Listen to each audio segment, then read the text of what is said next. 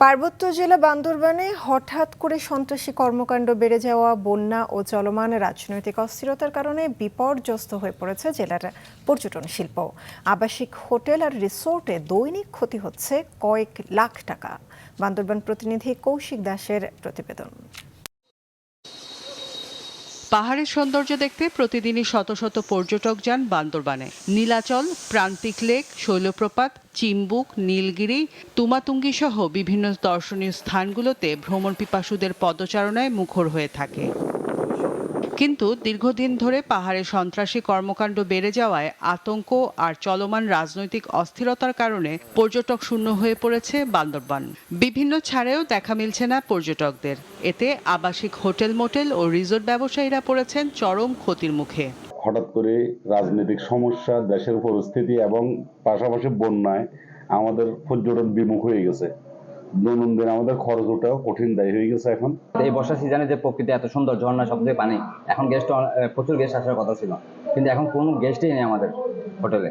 তো আমাদের এখন আয়ের থেকে ব্যয় বেশি হয়ে যাচ্ছে, যেই ফলে যে কোনো সময় আমাদের রিসোর্ট বন্ধ করে দিতে পারে আমাদের মালিক পক্ষ। বান্দরবানে আমরা প্রতিদিন আগে গড়ে 50-60 লক্ষ টাকা ব্যবসা করতাম, মাসে 14-15 কোটি টাকা।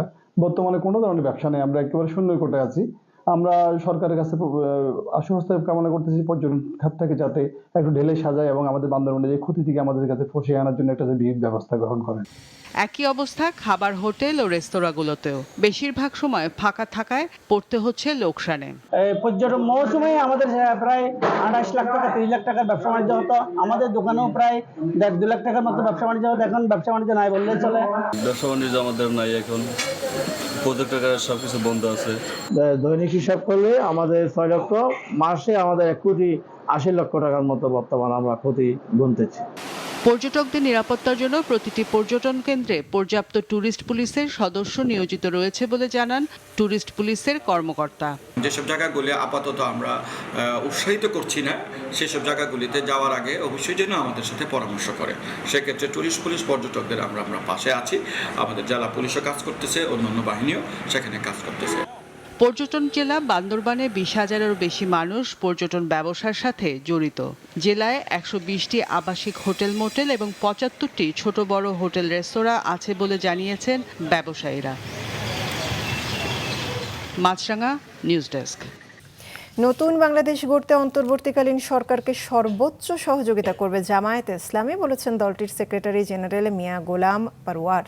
বিকেলে নগরীর একটি কনভেনশন হলে দলের চট্টগ্রাম মহানগরীর থানা দায়িত্বশীল শীর্ষক অনুষ্ঠানে তিনি একথা বলেন। এতে দেশ ও জনগণের স্বার্থে প্রত্যেক থানার জামায়াত কর্মীদের কাজ করার নির্দেশ দেওয়া হয়। অনুষ্ঠানে বলা হয়, জনগণ আওয়ামী লীগের দুঃশাসন থেকে মুক্তি পেয়েছে। এতে জামায়াতের সামনে আবারও সুযোগ এসেছে দেশের জন্য কাজ করার।